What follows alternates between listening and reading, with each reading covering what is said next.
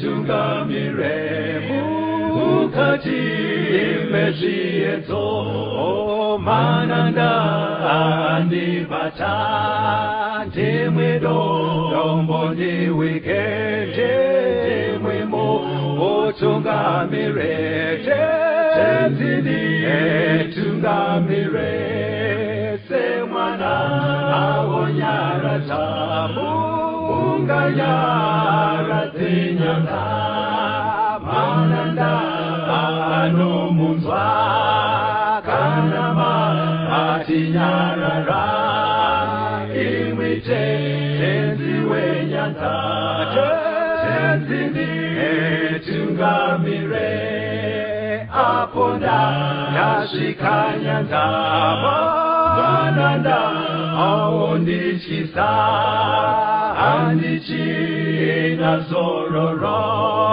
ndotsamira kune mwika ngandinzwe imimotiti ndinokutungamira.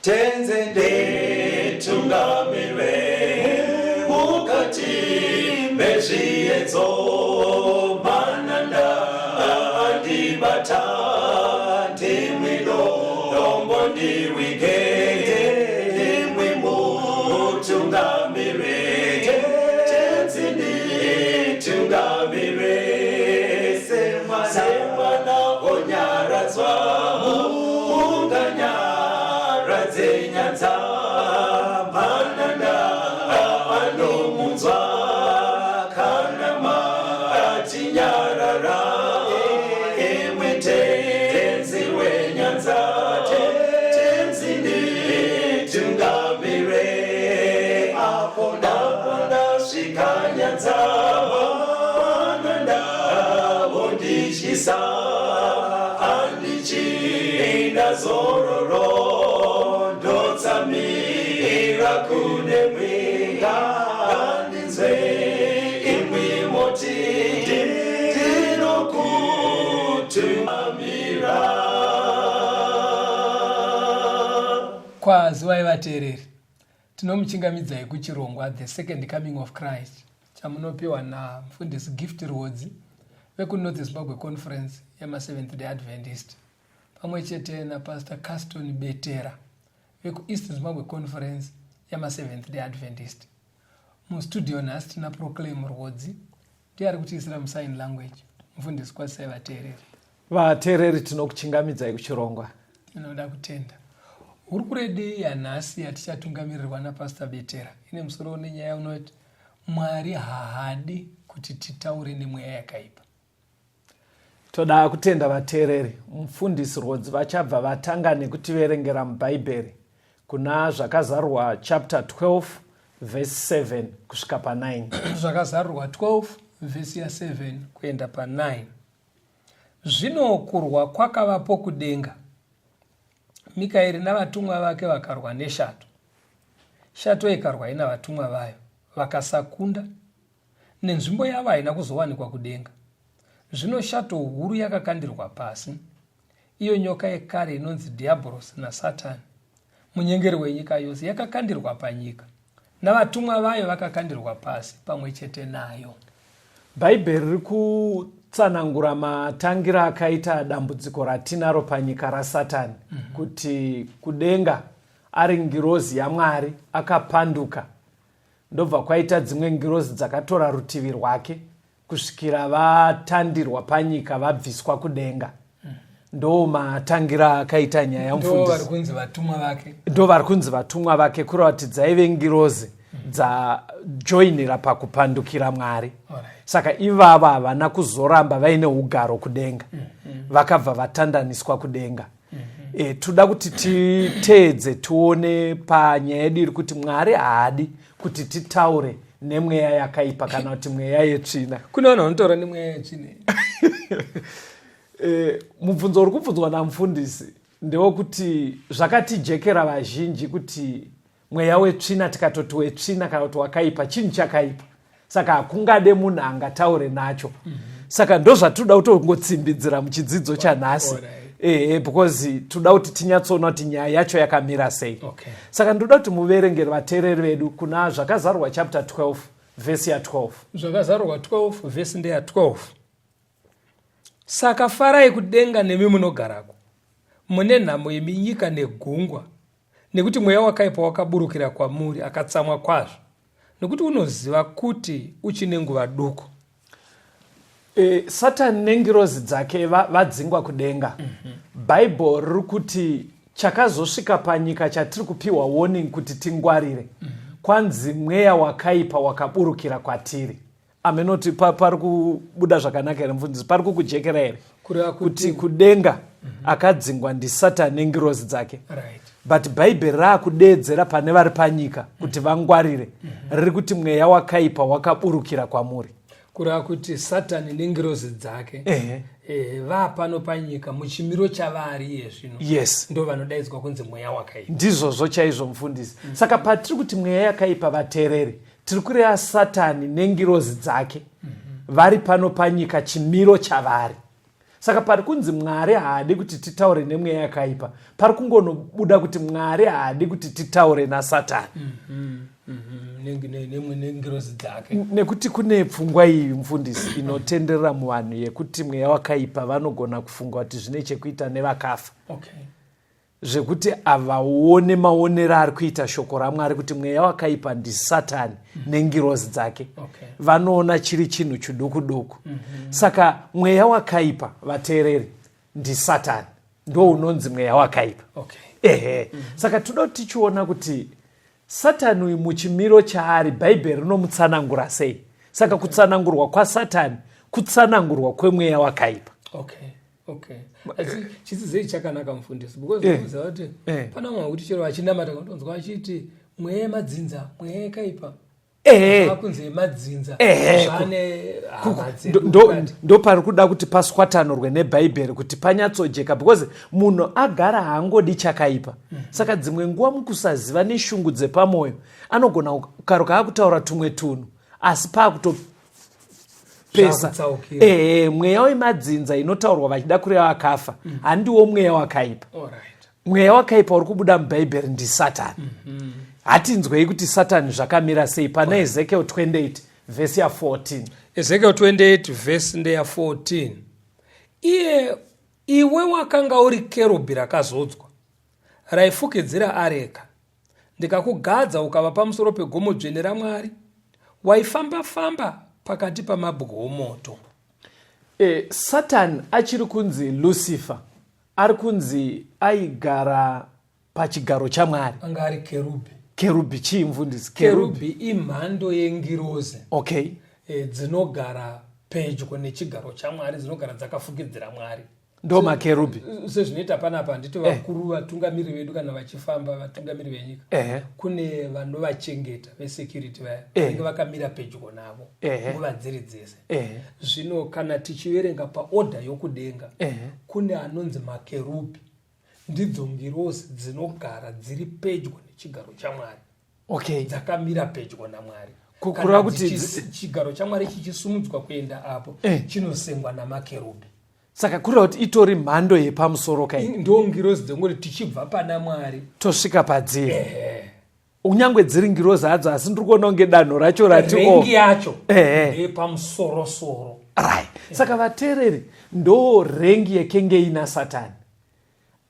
Ari ngirozi hongu, bhaibheri riri kunoburitsa kuti yaive ngirozi ine rengi ati inzwei zvimwe zvinotaurwa pana Ezekiel 28 verengai vhesi ya3. Ezekiel 28 vhesi 3. Tarira, unokunda Dhanieri pakuchenjera kwako, hakuna chakavanzika chausingazivi iwe.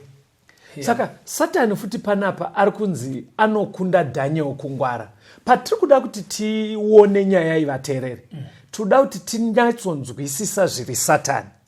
Ukanzwisisa zviri Satani mukutaura kweshoko, wobva wanzwisisa zviri mweya wakaipa. Nekuti bhaibheri rabva raisa pachena kuti paakadzingwa kudenga nengirozi ndiye akunzi mweya wakaipa. Ameno, zviri kujeka kamufundisi? Kuti tikanzwisisa zviri Satani tinobva tatonzwisisa zviri mweya wakaipa. zvotibatsira kungwara manje. Panapa anzi anokunda Daniel kungwara. Ndiye Daniel wataidzidza we? Daniel zvishuwa kokubhukura Daniel. Ndimakapa chidzidzo ichocho. Anga akangwara sei Daniel? Daniel pakungwara kwake Bhaibheri richitaura. Yes. Rinoti ari pauniversity kuBhabhiloni. Right. Kangwariro kake neshamwari dzake. Kaitora mamwe mastudents epauniversity.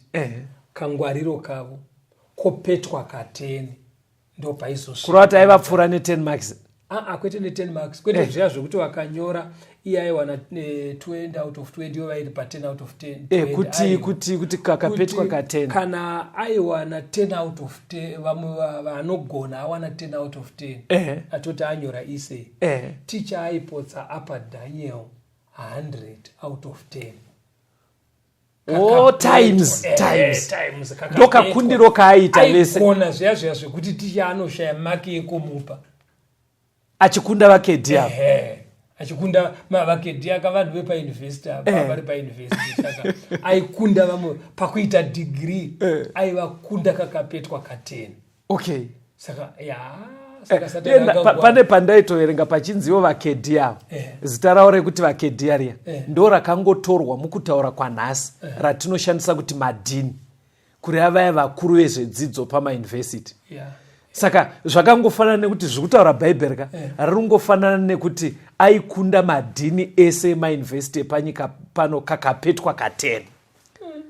Daniel. But Bhaibheri vateereri rabva razoti Daniel manje anokundwa naSatani. Mapona ane uchenjeri. Saka kana tichinzanisa nevanhu hatisi kunze nyu timutye. Kureva kuti Satani akangwara zvekugona kuvhiringa chero madhini ekuuniversity. Anoavhiringa achisi chinhu kwavariba because madhini ekuuniversity vaikundwa kakapeta ka10 naDaniel. But Daniel manje oita muduku pana Satani. Saka vateererika hazvina basa kuti une degree kana kuti wakafunda sei kana kuti munharaunda menyu unonzi wakangwara sei. Pana Satani hakuna munhu ane dhoo. Magona ndo language yacho chaicho hakuna munhu ane dhoo. Saka ukaziva kuti Satani ndo zvaari ndo zvitori mweya yakaipa. Ndo zvitori mweya yakaipa yakangwara inoziva. Inzwai futi zvimwe zviri Satani zvinova izvo zviri mweya yakaipa. John chapter 8 verse 44. John 8 verse 44. Imi muri vababa venyu Diabolos, munoda kuita kuda kwakaipa kwababa venyu. Iye wakanga ari muurai kubva pakutanga, haamiri muzvokwadi, nokuti maari hamune zvokwadi. Kana achireva nhema, unoreva zvake, nekuti ndiye wenhema uye baba vadzo. Saka Bhaibheri riri kuti Satani chimwe chatingati identifying mark hombe iri paari. Kwanza anoreva nhema. Anonyeba. Munonyeperwa vateereri. Satani anodi anonyeba. Saka mungona mufundisi aive kerubi kuri aidanho repamusoro rengirozi. Obvanzi aikunda Daniel pakuziva. Kuratidza kuti kuziva chaiko. Pamusoro peizvozvo onyepa. Ukaona uchinyeberwa nemunhu akangwara. Saka zvazviri kungoreva vateereri zviri kungopa chenjedzo kuti patinoita nyaya dzekunamata kana taakutaura zvemweya yakaipa panoda kuti tingware sezvinoreva Bhaibheri. Zvakazarwa 12 vhesi 10 mirai munzwe ichiverengwa namufundisi kuti paanenge achinyepa akanyanya kusendamira kupi. Zvakazarurwa 12 vhesi 10. Ndikanzwa inzwi guru kudenga richiti, zvino ruponeso rwasvika nesimba noushe hwaMwari wedu noumambo hwaKristu wake, nokuti mupomeri wehama dzedu wakandirwa pasi, wakavapomera pamberi paMwari wedu masikati nousiku. Pakanzi mupomeri wehama dzedu pastor. Chirungu chinoti accuser of brethren. Kuti pastor kureva kuti Satani kana amira pamberi paMwari achitaura nezvemunhu anenge achipa mhosva munhu iye akadai akaipa zvakati ndokupomera. Munoziva kuti sei ndada kuti tiverenge Bhaibheri parutotaura panze poti ringoti Satani akakandirwa kwamuri ratoti mupomeri kuratidza kuti ndofunga chimwe chinhu chinowanikwa paari stereki chekupomera. Saka kuti kupomera woti kunyepa woti kungwara woti kerubi yepamusorosoro. ndo mhando yatinayo. Yeah. Saka patiri kuti Mwari manje haadi kuti titaure nemweya yakaipa kana kuti Mwari haadi kuti titaure naSatani. Ndoda kuti muone incidents yekutanga. Satani yaakagona kutaura nevanhu. Iye Mwari adedzera kuti hokoyo nyika kudaro. Still Satani akagona kutaura nevanhu. Chinova chinhu chachatopiwa warning but still akagona kuzviita. Saka kana akagona kuzviita chidzidzo ichi panani chichigadzira vateereri chinoda kupa chenjedzo kwatiri kuti nekudedzera kwese kwakaita denga kuti weduwe panyika maingwa munhu iye haaiti akangwarisa anonyepa anopomera hama still vanhu vapiwa warning Satani akabudirira. Saka zvinogona kudaro kuti nanhasi pamwe ari kutobudirira. Verengai kuna Genesis 3 verse 2 kusvika pa5. Genesis 3 verse ya 2. Mukadzi akati kunyoka, tingadya hedu michero yemiti pamunda. Asi kana iri michero yomuti uri pakati pomunda, Mwari wakati regai kuudya kana kuubata kuti murege kufa. Nyoka ikati mukadzi, hamungafi zviro kwazvo. Saka Satani akabva auya ndobva apinda munyoka. Nyoka mhuka yange yakatosikwa naMwari. Nyoka yakwa kuchitaura naEve. Ndobva vaita hurukuro munoiziva nyaya iyi tinombogara tichiitsanangura. Kusvikira Eve ateerera zvaitaurwa nenyoka. Zvaine zvekunyepa because Bible ratoti anonyepa. Akatonzi Eve, muri kutokanganiswa. Mukadya muchero uyu. Vakuru ivava havasida kutoti mungware. Muda kunzi murambe makangopusa. Anotongoziva kuti mukadya maakutoenzana naye. Saka vakuru vaya havadi munhu anoenzana nawo. Saka idyai. Saka Eve anotoziva kuti pane kunyepa kuripo. Ende akabva awedzera kunyepa zvikanzi muri kunyeperwa kunzi munofa. Hamunyatsofe zviro kwazvo kuti uku basi.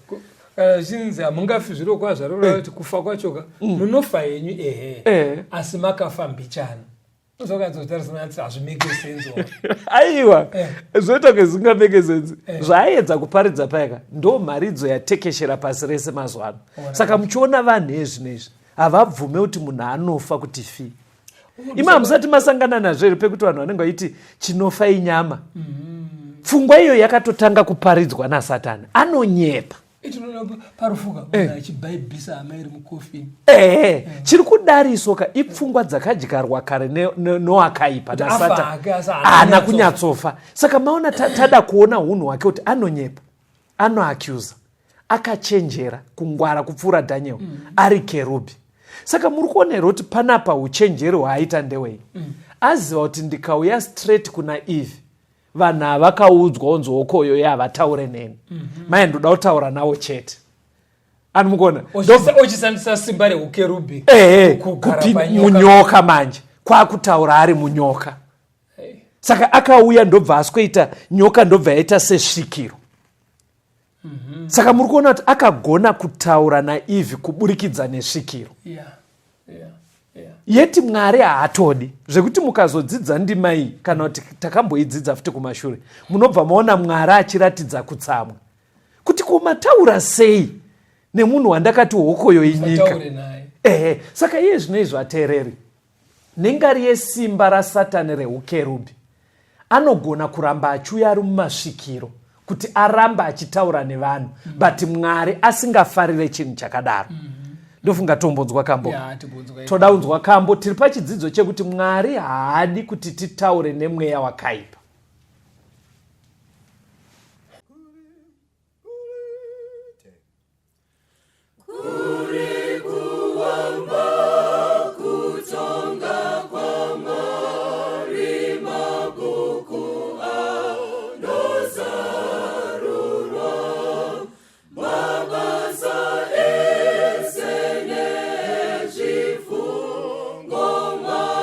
Maria, no so.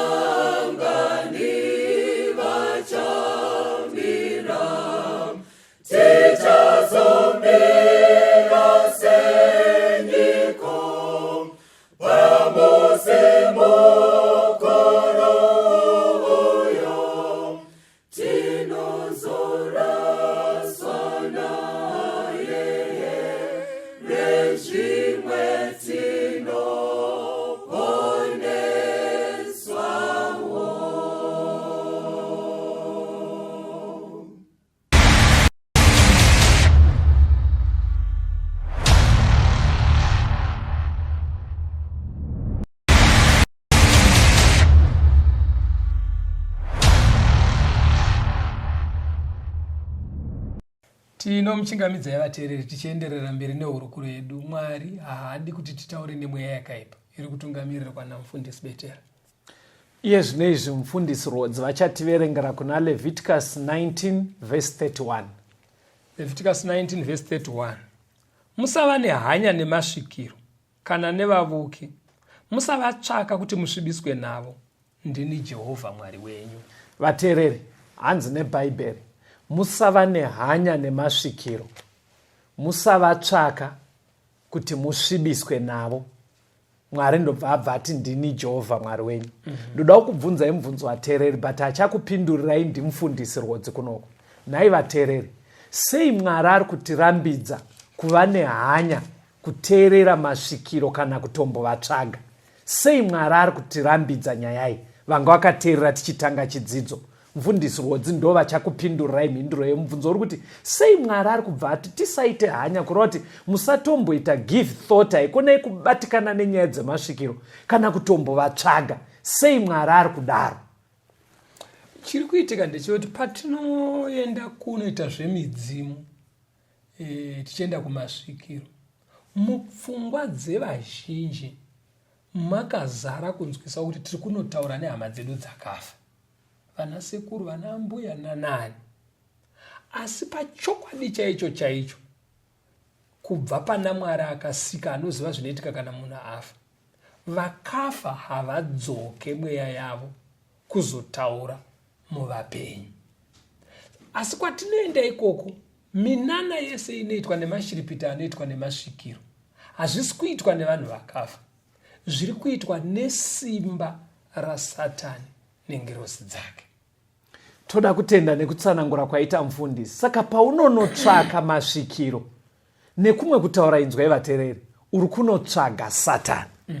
Ndashaya mamwe mavara ekuti ndingadai because zvinoita kunge uri kubva wadai pavanhu, kunenge kutuka, but ndo zvazvitori because chiri kunosvika pasvikiro chiya, mweya yakaipa ndiSatani. Saka pari kunzi regai kuva nehanya kuti svikiro rikabuda zviya rikatanga kutaura, isusu tiine pfungwa yekufunga ndevakafa, but ari kutotaura paya angowana bedzi wei yekuti asvike kwatiri kungotivhara kumeso, but anenge achitotaura ndiSatani. Saka muri kuona Mwari ari kubva ati please handidi kuti mudaro, nekuti Mwari haadi kuti titaure nemweya yakaipa. Ngatione mumwe muenzaniso uri mubhaibheri wemunhu akataura nemweya yakaipa. 1 Samuel chapter 28 verse 13 na 15. Samuel wokutanga 28 verse ya 13 kuenda pa15. Mambo akati kwaari, usatya hako, asi unooneiko? Mukadzi akati kuna Sauro, ndinoona mudzimu unokwira achibuda panyika. Akati kwaari, wakadiniko? Akati kuno mutana unokwira akafuka nguo. Sauro akaziva kuti ndiye Samueri, akakotamira pasi nechiso chake akanamata kwaari. Samueri akati kuna Sauro, wanditambudzireiko uchindikwidza? Sauro akapindura akati, ndinotambudzika kwazvo nokuti vaFiristia vanorwa neni, naMwari wabva kwandiri. Haachatongondipinduri kunyange navaprofita kana nokurota. Naizvozvo ndakudanai imi kuti mundizivise zvandinofanira kuita. Anga ari kutonga nguva ainzi mambo Sauro, anga abatsirwa kutanga utongi hwake hwokwaIsraeri naainzi Samueri muprofita waMwari. But Samueri anga afa ezvino nemisikanzwa yaiitwa naSauro manje. Mwari anga asamupinduri, hakuna kana vaprofita vaaituma kuti vanotaura naSauro. Even nzira dzaishandiswa naMwari kare dzekutaura nevanhu vake, Mwari anga amira, but iye anga ari pachomanikidza kune hondo yaaida kurwa nayo.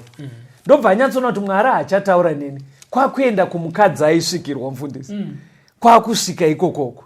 Hanzi ndobva hanzi nemukadzi uya, uda kutaura nani? Zvika ndoda kutaura naSamueri, aive muprofita waMwari, angafa, atovigwa. Saka hameno zvakaitwa nesvikiro riya, ndobva paitira zvinhu zvakatobuda zvaiita unge Samueri, zvekutoti iye Sauro akatoti ndiani? NdiSamueri, but asiri. Handobva akutotaura paya zvikanzi uri kunditambudzirei? Sei waita kuti ndidzoke? Zvikanzi wedu weMwari aramba kutaura neni, saka ndakutsvagai kudai, handisi kutoziva ndodii, kune hondo inoda kundirwisa. Pfungwa yandoda kuti muone Pastor David, muri kuzvionera kuti Sauro ataura nesvikiro. Aenda kusvikiro pakaita communication. isingadiwe naMwari. Nekuti Mwari ari kuziva kuti chaari kutaura nacho haazi Sameri ka. Nekuti iyeka paari kuenda uko ari kutoziva kuti Sameri akafa. Takamuviga. Yes. Ende ari kutoziva kuti Mwari aramba kutaura naye kuburikidza nevaprofita zvekuti dai Sameri anga achiri muprofita waMwari ai Mwari aingoramba futi kutaura naye. Dai kuri kuti anga achiri mupenyuka. Because Sameri aive muprofita. Right. Saka aitozviziva kuti Sameri ari muprofita waMwari, Mwari aramba kutaura nani naye kwandiri. Saka mupfungwa make pastor aifanira kutoziva kuti chiri kuuya ichi haasi Sameri. Nekuti Sameri wechokwadika aiva afa ake, but asati afa aive muprofita waMwari. Saka iye ari kuti Mwari aramba kutaura neni kunyangwe nevaprofita, ndo murengi maive naSameri. Saka kureva kuti tomboti pastor, tomboti afa uya anonokondinya. Saka kureva kuti uprofita hwaSameri hwaifanira unokondinya, oramba futi kushandiswa kutaura newe, oramba futi kushandiswa kureva kuti chari kutaura naSauro haasi Sameri. Ameno topatsanangura sei pastor ipapapo ndibatsirei kuti kakuvhiringika pfungwa. Ndaona sekuti muchikamu chekutanga munhu waMwari mamabudisa nyaya pachena kuti munhu watiri kudhila naye Satani, right, one ane simba rinokunda revanhu. Yes. 2 akangwara kudarika vanhu chero vane madhigirii. Thank you. Yeah. Saka number 3 anonyepa. Right. Saka mukunyepa kwake nekuda kurasisa vanhu ari kushandisa uchenjeri nemasimba. Right. Vanhu yezvinezvi chero vane madhigirii vanovhiringwa neminana. Alright. Pakaita mashiripiti anovhiringika. Right. Saka iko kunoona Sameri akafa, wonzwa voice richibuda minana inovhiringa chero vakafunda. Poza akavhiringwa apa was not an ordinary citizen, anga ari mambo. Saka Satani anogona kukuvhiringa zvisiri nechikundya chako. Imi ndimaindudze here nyaya yemufano yakazoita svikiro yekumusha kwenyu kunofudza mombo. Maiti kudii nyaya asati aita svikiro chii chaichaitika? Because maybe zvingabatsira vateereri kuti vanzwise kuti minana ka Satani ndokuarea kwake. Isu takangokura nyaya ichitaurwa kunzi achifudza mombe akafa ari kusango ikoko. Bhuru remusha ndobva ratina mombe kudzokera kumba dzaaifudza ava ndobva vagama mombe dzaakunosvika kumina ndokudzifarira, bhuru richitoya nadzo kumusha remudzimu. Pakati peusiku bhuru riya ndobva rakuma rikaita noise riri mudanga. kusvikira vakuru vakaenda kudanga. Vasvika kudanga kunonzi iko rakajamba richibuda mudanga. Saka raijamba ndobva variteera richibva raenda kusango kuya kwadzaifudzirwa kuyo. Ava vari kuteera vachingoombera. Rasvika kusango ndobva rasvika paakanga afira. Ndobva ratenderera, ndobva vatoona chitunha chemwana chiripo. Ndobva ranomutanangira kumira iye ari pakati pemakumbo. Ndobva ramuteta negumbo kuita kukura kudai. Ndobva amuka mfana we. Ndobva vaenda naye kumba. Saka kana paitika minana yakadaro manje kuti vanhu vazongoti ibhuru chete zvinoramba rinenge rautonzi asekuru aitoomberwa ipapo. Iwo ana sekuru wacho muchitonyazva kuti vakafa ana sekuru vedu. Saka vateereri, pfungwa yatoda kuti mubata apa ndeyekuti Satani ka ane masimba anopfuura evanhu. Yaive ngirozi kerubi akachenjera but anonyepa. Kuratidza kuti Mwari haana kufara nazvo zvaitika apa, because pfungwa yedu iri kuti Mwari haadi kuti titaure nemweya yakaipa. Verengai kuna Wakoronike wokutanga pachapter 10 verse 13 na14. Wakoronike wokutanga 10 verse ndeya 13. Naizvozvo Sauro akafa nokuda kwokudarika kwake kwaakaitira Jehovha, uye nokuda kweshoko raJehovha raasina kuchengeta, uye nokuti wakatsvaka mano kusvikiro kubvunza naro akasabvunza Jehovha. Naizvozvo wakamuuraya akaisa ushe kuna Dhavhidhi mwanakomana waJese. Pakazofa mambo Sauro kuhondo yacho yaivaenda akanofa. Akafira mugomo raiveko nemwana wake pamwe chete Jonathan. zvekuti vanhu vaitoziva kuti chamuurayisa abayiwa nepfumo akafa. But bhaibheri raakutsanangura rufu rwaSauro vateereri. Hanzi number 1 chakamuurayisa kusateerera kwake Mwari. Number 2 zvikanzi chakamuurayisa akaenda kunobvunza svikiro asingabvunze kuna Mwari. Muri kuona kuti imhosva hombe imhosva hombe mumaziso aMwari kunobvunza svikiro. Saka inzwai vateereri, kubvunza svikiro zvinourayisa. Unenge uchiita zvinosemesa pamberi paMwari. Kusemesa kwacho kuri papi? Uri kutaura nemweya yakaipa. Uri kutaura nemweya yakaipa. Ndo mhosva yacho hombe pastor. Ipapo kastonika pakaomera verudzi rwedu. Chii pastor? Kuti uti wewe sekuru vako vamweya wetsvina. Vanhu vanoramba vachingoti sekuru vangu vanokuzoita mweya wetsvina sei? Ndo nharo dzine vateereri vavo. Ingopaitai muchidimbu patsanangurei futi pastor. Havazi sekuru. Thank you. Sekuru vako havambofi vakaita mweya wetsvina. Thank you. Kana vafa vanoenda kunozorora. Kufa chaikwe. Mweya wavo haudzoke. Mweya uri kuuya ndewasatani. Ndo uri kuita minana neuchenjeri hwese nekunyeba kwese. Because chinotambudza vateerereka ndechekuti sekuru asati vafa dzimwe nguva vanenge vatounganidza vazukuru vese. Votaura navo kuti onai vazukuru ndaakudii. Uchinyatsoona sekuru vaitida. Vaititira zvakanaka. Saka Satani anotora ma-affections ediwa ekuziva kuti tanga takanamirana paine ukama hwakasimba nasekuru. Saka paanonodzoka achiita unge sekuru paya, vanhu zvinobva zvanyore kuvanhu verudzi rwedu kugamuchira yeti mweya yakaipa. Saka sekuru havanoite mweya yakaipa vateereri. Chidzidzo hachisipo pakutukana sekuru venyu. Vaya vakatofa. Chiri kuuya chichiita unge ndana sekuru mweya yakaipa. Oita unge masvikiro. Verengai munzwe kuna Deuteronomy 18 verse 10 kusvika pa12. Deuteronomy 18 verse ya 10. Pakati pako hapafaniri kuwanikwa munhu unopinza mwanakomana wake kana mwanasikana wake mumoto, kana unovuka, kana unotenda mashura, kana unoita mazango, kana muroi, kana ng'anga, kana unobvunza masvikiro, kana muvuki, kana unobvunza vakafa. Nokuti vose vanoita zvinhu izvi vanonyangadza Jehovha. Nokuda kwezvinonyangadza izvi, Jehovha Mwari wako unovadzinga pamberi pako. Vanhu vanosvikirwa pastor nevanobvunza vakafa. Bhaibheri pari kuti kubvunza vakafa pastor riri kutoziva kuti vakafa. But riri kutaura nelanguage yekuti vateereri vedu anzwisise.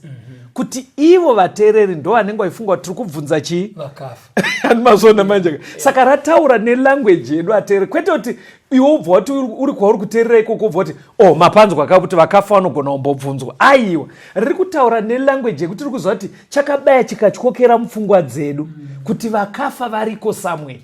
Vakafa hakuna. Saka araigona kuti andida anobvunza mweya yakaipa. Because tinesa taudzwisa kuti mweya wakaipa chii. Saka nengane kuti bhaibheri rinoziva kuti mweya yakaipa inouya ichihwanda nevakafa nemasvikiro. Kunyepa kwayo yabva yatiudza kuti imimi manje chichenjererai area yevakafa nevemasvikiro. Tinenge tazvipinza pakutaura nemweya yakaipa. Unoziva Caston, vanhu kana vakutaudza kuti mauda kutibvisa mutsika dzedu. Ava vari kuadreswa naMwari apa. VaIsraeri, vaHebheru. Thank you. Saka kuvaHebheru kwaive neuroi. Right. Kwaive neng'anga. Right. Kwaive nemidzimu. Yes. Kwaive nemasvikiro. Right. Sauro anga ari muHebheru. Anga asiri mukaranga Sauro. Yes. Aive muHebheru. Akatoenda kung'anga kuEndoreka. Haisi guta riri muno muZimbabwe ayo. Ritori ikoko kwevaJudha. Asi akaenda kusvikiro ikoko. Saka zvekusvikirwa hadzizi tsika dzedu vatema vemuno muAfrica chete ayo. Adzizidzana tembo here nanajena nanamuseyamwa. Ndezvendudzi dzese mupasi rese. Zvichikonzerwa naSatani. Saka chinzwa imanje pari kunoita kuti nyaya inetsa. Hanimukona kuti pataitaura vateereri vazhinji munogona kutoti iyo nyaya yemasvikiro yavanoamba vachitaura takasiyana nazvo kudhara isu taakuchechi. Inzwai zvinotaura vaKorindo echipiri chapter 11 verse ya 3. Ndoda kuti mufundisi vakuverengerei ndima iyoyo. VaKorindo echipiri chapter 11 verse ya 3. Asi ndinotya kuti senyoka yakanyengera Evha namano ayo, zvimwe saizvozvo ndangariro dzenyu dzingasvibiswa dzitsauke pakururama nokuchena kwemwoyo kuri kuna Kristu. Iri tsamba riri kunyorerwa vanhu vakuenda kuchechi. Riri kutonzi same nyaya yakaitwa naSatani kuti agone kutaura naEvhi. Hanzi ndiri kutokutyirai vari kumachechi kuti munogona kudaro muri kungotambwa same style iyoyo, Satani achiramba achingotaura nemi yeti zvichisota Mwari. Hamugona kuti Satani akasvikopinda munyoka kwakutotaura Evhi kwakuteerera. Saka iye zvino izvi inzwai kuna Timothy. Verengai chapter 4 yaTimothy wekutanga verse 1. 1 Timothy 4 verse 1. Zvino mweya unoreva pachena kuti panguva dzinouya vamwe vachatsauka pakutenda, vachiteerera mweya inonyengera nedzidziso dzemweya yakaipa. Mamuchechu.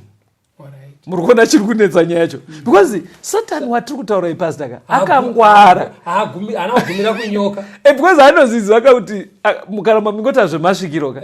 Anoziva kuti vanhu vanotiza. Vanhu vanonzi maronyadzona kuti zvemasvikiro avarume vabvira kara ngandisiyane nazvo. Ndiri kusotesa Mwari. Saka panomhanya vanhu kuchechi.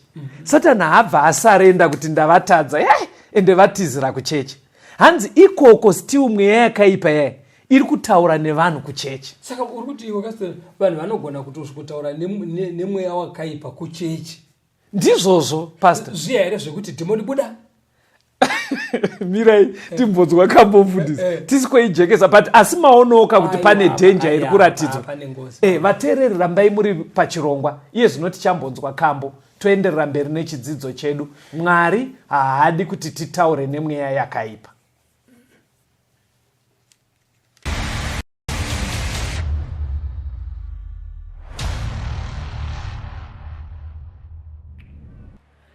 Wavanomwe wakafa panzvimbo yangu kuti mweya se wangu pone, wabvuma kufamba nzira yemchinjiko kuti asunungure ini. Zvakaroverwapo pamchinjiko wake ozvizhinji senyatakura, nekurwadzwa kwese Jesu atakura, zvese zvitema zvangu iyo.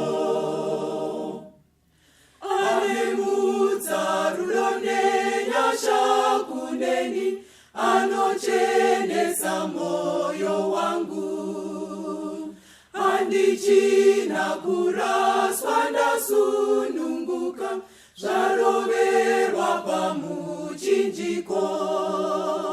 Zvakaroverwapo pamuchinjiko wake ozvizhinji senyatakura, nekurwadzwa kwese Jesu atakura, zvese zvitema zvangu iyo. Ndichabatirira kuna muponesi, ndichafara ndiri murwendo. Ndine rwiyo mumoyo nepamuromo, zvitema zvangu zvazobviswa. Zvakaroverwapo pamuchinjiko wake ozvizhinji senyatakura, nekurwadzwa kwese Jesu atakura, zvese zvitema zvangu iyo.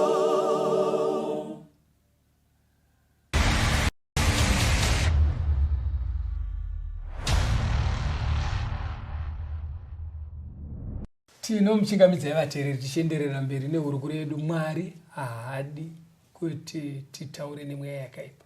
Mufundisi, muchikamu chapfuura vamutaura kuti tingwarire ndaa kumachechi. Mweya yakaipa inogona kutaurwa nayo. Zvakanaka kuti munyatsojekesera vateereri kuti nenzira ipi. Zvazviri kumachechi imi vateereri nemi mufundisi. Pataona kusiri kumachechi, Satani anoziva kuti access yake kuvanhu kutaura navo. And ari kuziva kuti vanhu vakapiwa warning kunzi musataure nemweya yakadi. Saka mukuuya kwaanoita pane zvatinoti tsika dzedu dzechivanhu, anouya kuburikidza nemasvikiro. Tofunga kuti ndevakafa. but vanhu vakaziva kuti inhema vouya kuchechi, Satani haabva asarenda. Anogona kutouya otaura nevanhu kuchechi, utori mweya wakaipa, unotonzi nevekuchechi uyu mweya wakaipa. But anozviita ine way yekuti vataure nawo bedzi. Zvakafanana nekudai mufundisi. Kuti muri kunamata. Panobva paita angave mutende kana munhu auya kuchechi musi iwoyo. Anogona kuita zviri fani kudonha kuumburuka. Otanga kutaura. Saka paanenge achitaura, mega munotonzwisa kuti nhoroondo dzaari kutaura hadzisi dzekuti ende nezuro kwakanaya. Munhu anogona kutotanga kutaura kuti manje handisi kuzobva. Handisi kutozobva, tatotumwa kuti tiende nenyama iyoyi. Tatobva kwakati tatumwa natete kuti tiende nenyama iyi, hatisi kuzobva. Zvekuti mega munotogutsikana kuti chiri kutaura pamunhu uyu haazirie uya watabva naye kumba tichiuya kuchechi. Wamweya wakaipa. Saka dambudziko rinobva raita vanhu. Vanofunga kuti mweya ukataura wakaipa, ukataura kuri kuchechi, taakuchitenderwa kutaura nawo. Yeti mweya wakaipa uri kungoramba ari Satani. Saka zvazvinoita manjeka pane zvimwe zvandakambowitness. Munhu akadaro anobvanzi ndiwani. Nevekuchechi manje. Ndiwani. Ende iwo unopindura chiri kutaura chiya chinodi? Chinopindura. But pandinoda kuti vateereri vabva vabata mufundisi. Ndechekuti taona kuti mweya wakaipa unonyepa. Taona kuti wakangwara kupfuura vanhu. Ndobva taona kuti unogona ita mashiripiti neusimba reukerubhi riya. Saka ameno zvazvinoita mupfungwa dzedu vanhu kuti mweya wakaipa ukataura kwaakuchechi, tinofunga kuti macharacteristics esaya haasisipo. Pfungwa yekuti tinonyeperwa inodzima. Amenoti sei tichifunga kuti kwako. In fact mazuva ano mufundisi vane vara rinoshandiswa mumachechi ravanobva vati amanifesta. Ameno pamwe hamusati masangana nevara iroro. Rinobva ranzi akatomanifesta kuchechi. Zvavanenge vachiedza kuraka ndezvekuti nyaya yanga ichitinetsa hapasisina. Akatobuda pachena akatotsanangura kuti aitumwa natete kuti amuuraye. Vanobva vati kumanifesta. Saka chenjedzo manje pairida kuya ndepekuti zvatiri kuti kumanifesta zviya tichiteerera ndosemu zvenge zvichinzi musava nehanya nemasvikiro. Kungoti iri riri kusvika kuri kuchechi ende harisi kuya rakawanda naakafa, but ndiye Satani director ari kukuudza izvekwi. Ameno summarize rayateerera zvajeka vateereri zvikubuda pachena ndezvekudaiwo kuti munogona kurega kuenda kun'anga nekumasvikiro. Yes. Asi hazvirevi kuti mweya wakaipa hamutaure nawo. Mweya wakaipa inogona kuuya futi kuchechi. Anouya sei? Anogona kuataka munhu. Dhimoni rasvika pamunhu. Kana raakutaura ipapo, imi mukataurirana naro zvikunzi musataure naMwari, rinokuudza kuti ndatumwa natete, zvabva kuna baba munini, takazodai, mosara mavengana naanatete, nekuti mataurirana nemweya yakaipa. Ende inonyepa. Ichikunyeperai. Pamwe pacho mweya yakaipa kumachechi inogona kutaura achizviita sekunge muprofita waMwari. Exactly. Inhume yaMwari. Imi motaurirana naye. Ndo dzimwe nzira. Ndo maitiro adzinotoita. Ndo zvazviri kutoita kumachechi because ndikushaya mavara acho. Pane mumwe munhu aindiudza anga ari kudzidza nemumwe Bhaibheri. But munhu waaidzidza naye Bhaibheri anga ari wechimwe chitendero imwe chechi. But ndofunga pakudzidzwa kwaaita naye Bhaibheri aitoona kuti izvi ndofunga ndo chokwadi chaMwari. Akatosanganikwa naye murodhi. Ndobva angonzi baba imimirai. Ndobva amira zvika ndine tsanangudzo dzenyu. The language yacho munogona kusainzwisisa imini. Akangonzi ndine tsanangudzo dzenyu. Uya ndobva amira. Zvikanzi ndikuratidzwa kuti pane kwamuri kudzidza Bhaibheri. Ende vanhu vamuri kudzidza navo vakadai. But tsanangudzo dzandapiwa ndedzekuti munogona kudaro muri kurasiswa. Ndangoti ndikupei tsanangudzo idzodzo. Zvandiomera kuti mweya anga andipa tsanangudzo. Ndatenda hangu. Uya kwaakukondinya achienda. Zvakataurwa nemo. Zvishuwa anga ine vanhu vari kudzidza navo. Exactly. But uyu kwaasangana naye kutori kure nekwaari kudzidzira Bhaibheri. Uya hatomuzive. Akatongomiswa kandine tsanangudzo dzenyu. Ne stranger. Saka ndopari kunzi neBhaibheri ngatingwarirei kuti mweya yakaipa 1 inogona kuti yasedhimoni straight. 2 youya iri muprofita wenhema. Kunyange pakaita kunge patsanangudzwa zvinenge chokwadi, pfungwa iripo ndeyekuti mataurirana unonyeperwa bedzi. Saka iwe unofanira kuzoona kuti vandiri kudzidza navo vari kundidzidzisa wani chokwadi chemubhaibheri. Very good. Ani mazona uyu amatricks asatani amatricks. Kunyange aona kuti pano andiri kudzidza nawo because vaidzidza nawo chitori chokwadi. Zvaitwa correct. Right. But mucorrect hwazvo zviri kurasisa. Ani mazona. Saka muchaona kuti pandanoda kuti pese pastor, ndoda kuti tiverenge ndima dzakati kuti kuna amako dzinoratidza kuti sei tiri kuti even dhimoni rikabuda tisaite unge tiri kuri interrogate, kuramba tichingoriti ndiwani, wabva kupi, uri kudei pavana vangu, nezita raJesu taura tinzwe, muri vangani. But mumbona kuti vatendi vane kaappetite hystereki because vanenge vachiti amanifesta. Saka pfungwa ine vanhu ndeyekufunga kuti kubuda kwaita dhimoni tari kunda. Saka ngatirionesei nhamo rinyatsotaura zvese. Verengei kuna Marko 1 verse 23 kusvika pa26. Munotanga maverenga musoro wenyaya uripo. Mark 1 verse 23. Jesu unoporesa munhu waiva nemweya wakaipa paKapenaume. Zvino musinagoge ravo makanga muno munhu wakanga ano mweya wetsvina. Wakadanidzira achiti, tine mhaka yeiko nemi Jesu weNazareta? Mauya kuzotiparadza kanhi? Ndinokuzivai kuti ndimi ani, muri mutsvene waMwari. Zvino Jesu akamurayira akati, nyarara ubude kwaari. Mweya wetsvina ukamubvundisa, ndokudanidzira nezwi guru ndokubuda kwaari. Indima iri kuradza kuporeswa kwemunhu aive nemweya wetsvina. Mufundisi vachaverenga imwe ndima ine munhu futi akaporeswa naJesu pana Mark 1 ipapo verse 40 kusvika pa41. Mark 1 verse 40. Jesu unoporesa munhu una maperembudzi. Zvino munhu una maperembudzi akauya kwaari akakumbira zvikuru kwaari, ndokupfugama pamberi pake akati kwaari, kana muchida munogona kundinatsa. Akamunzwira ngoni, akatambanudza ruoko rwake akamubata, akati kwaari, ndinoda, chinatswa.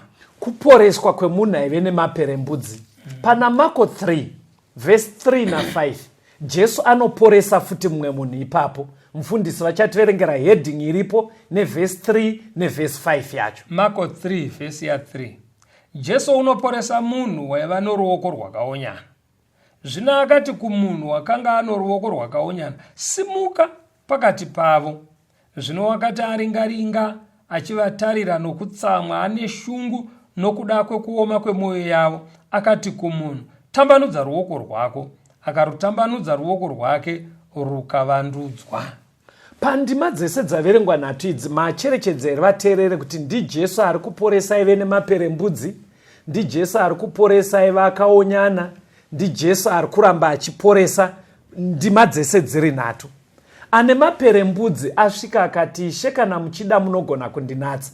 Jesu akati, ndinoda, natswa. Uya ane mweya wetsvina anga ari muchechi muKapenaume, paadedzera kuti muneiko nesu mwana waMwari, Jesu abva ati nyarara. Uyu futi uyu anga aine ruoko rwakaonyana, paasvikirwa naJesu, Jesu atanga amubvunza mubvunzo, ndobva amuti, simuka, tambanudza ruoko rwako. Mufundisi, muri kuonera kuti pana aive nemweya wetsvina, Jesu haana kutendera kuti dhimoni ritaura. Haana kuita hurukuro naro. Haana. Vamwe vatonzi ndinoda, vamwe vakatonzi tambanudza ruoko, but wedhimoni Jesu haana kuita hurukuro. Kutsimbidzira pfungwa yaaiti chaiye Jesu mubhaibheri. Nekuti ndiye aiva aidzidzisa zvese zvataverenga izvi. Kuti musaita hurukuro nemweya wetsvina. Saka iye akurarama panyama panyika ino, abva ararama by example. Kuti mweya wetsvina haitaurwe nayo. Saka ari kubva ainyaradza kuti uzinotaura tusina basa. Saka vateereri, zvamunoti kumanifesta kana kuti kubuda kwedhimoni, zvichiitika kumachechi kana nzvimbo ipi, zviri kubuda mushoko raMwari, mweya yetsvina inenge ichita drama iroro, musataure nayo. Muri kuona pane dambudziko pastor tikataura nemweya yetsvina iyi. Ndeyekuti inobva yati, mukasatsanya handisi kuzoenda. Muri kunzwa inototaura zvechechi. Mukasatsanya handisi kudzokera because tatatotumwa kunzi tidzoke nenyama. Saka zvazvinoreva manje munhu anobva atouya kwamuri mufundisi Rodzi oti mufundisi Rodzi tibatsireiwo kunamata semhuri. Tiri papurogiramu yekutsanya ndokumbira kuti mutsanyewo nesu. Handitika? Wobva kuti kwakanaka here vanhu vaMwari? Wobva wanzi pataive kuchechi mwana uyu ari kurwara uyu akadhimoni rakatomanifesta rikatoti mukasatsanya handisi kuzobva tiri kutoenda naye anyama. Saka muri kuonera kuti family yatopinda pamutsanyo ende warayirwa naSatani. Very good. Ndopandinoda kuti muone manje kuti Satani anogona kutokurayirai program yamunoita ende imimi mufundisi motopiwa maprayer request ezvinhu zvainjiniwa naSatani. Saka munei muchiroveswa dondo kokutsanya kwakaipa here. Aiwa ndosaka ndati tingwarire. Satani akangwara because hauya achitaura kuti kana muchida kuti ndiende ndai munouraya munhu. Aiwa anouya achihwanda zvichiita kunge zvechechi but anenge akutoziva kuti kaitiro kava kuita chechi yapurogiramu yangu kwete yemubhaibheri. Ndosaka Jesu paakanzi isa dombo rite chingwa akaramba chero aigona zvataurwa naSatani. NdiSatani ataura haugone kuita purogiramu iyoyo. Saka even imimo atendi mukanzi kana muda kuti nyaya inake mufanira enda kurwizi rwakati kugomo rakati riri dhimoni ramanifesta nekuti ndova rara kushandiswa mazuva ano rekuti kumanifesta. Musaitiswe purogiramu naSatani nekuti Mwari haadi kuti titaure nemweya yakaipa. Kahwani bedzi mubhaibheri pastor ndoziva kuti kuvateerera ngona kuti inga akambotaura naRegion ingoiverengai ndima yacho zvisazoita kunge taijamba kuna Marko 5 verse 6 kusvika pa9. Marko 5 verse 6 kusvika pa9. Marko chapter 5 verse 6 kusvika pa9.